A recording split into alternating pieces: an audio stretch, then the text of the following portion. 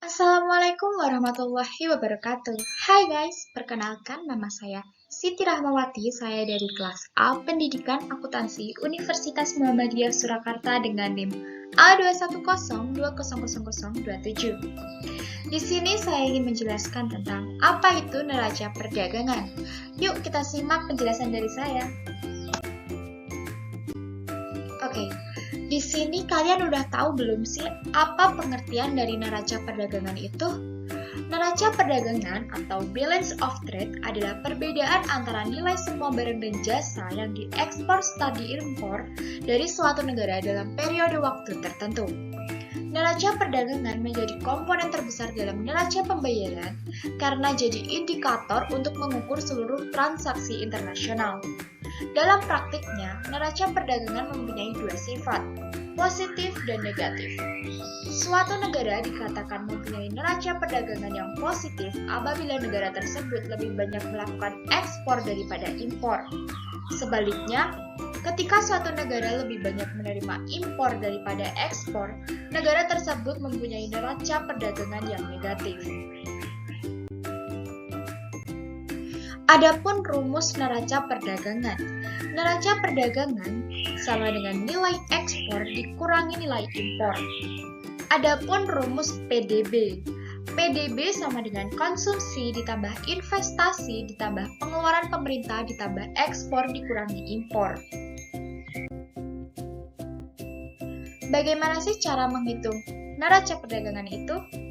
Untuk menghitung neraca perdagangan, Anda hanya membutuhkan persamaan aritmatika. Anda dapat menghitungnya dengan mengurangi nilai ekspor dengan nilai impor. Adapun dua istilah yang terkait dengan neraca perdagangan. Yang pertama, neraca perdagangan positif atau surplus perdagangan jika nilai ekspor melebihi nilai impor. Untuk yang kedua, neraca perdagangan negatif atau defisit perdagangan jika nilai impor melebihi nilai ekspor. Ada juga loh rumus neraca perdagangan, yaitu neraca perdagangan sama dengan nilai ekspor dikurangi nilai impor. Dalam neraca perdagangan terdapat beberapa fungsi, di antaranya yang pertama, sebagai pemberi informasi jumlah atau besaran angka ekspor dan impor. Kedua, sebagai pengukur kondisi ekonomi yang berkaitan dengan perdagangan internasional.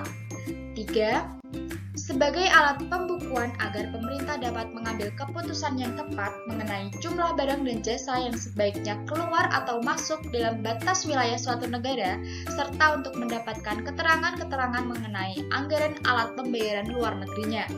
Keempat, sebagai alat untuk mengukur kondisi ekonomi yang terkait dengan perdagangan internasional dari suatu negara dan sebagai alat untuk melihat gambaran pengaruh transaksi luar negeri terhadap pendapatan nasional negara yang bersangkutan.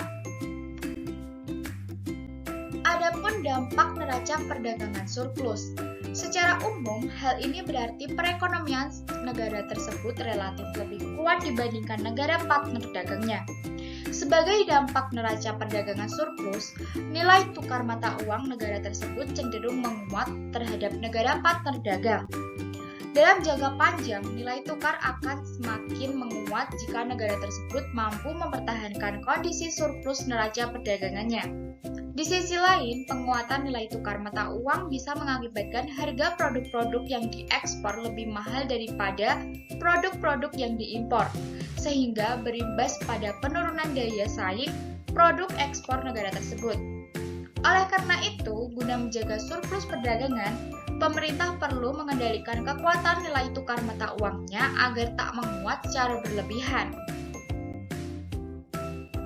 Selain dampak neraca perdagangan surplus, terdapat juga dampak neraca perdagangan defisit. Secara umum, hal ini berarti perekonomian negara partner dagang relatif lebih kuat dibandingkan negara tersebut. Sebagai dampak neraca perdagangan defisit, mata uang negara partner dagang cenderung menguat, sedangkan mata uang negara tersebut cenderung melemah terhadap mata uang negara partner dagang. Pelemahan nilai tukar mata uang dalam jangka waktu panjang bisa mengakibatkan harga produk-produk yang diimpor dari mancanegara menjadi lebih mahal dibanding produk-produk yang diekspor. Apa Apa aja sih faktor yang mempengaruhi neraca perdagangan itu? Pertama, ketika biaya produksi di negara importir versus negara eksportir. Kedua, ketersediaan bahan mentah atau bahan baku.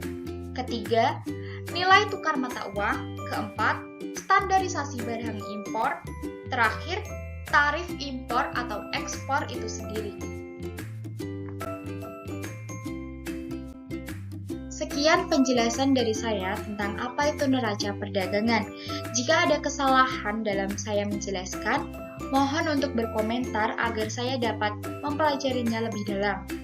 Sekian, billahi taufik wal hidayah. Wassalamualaikum warahmatullahi wabarakatuh.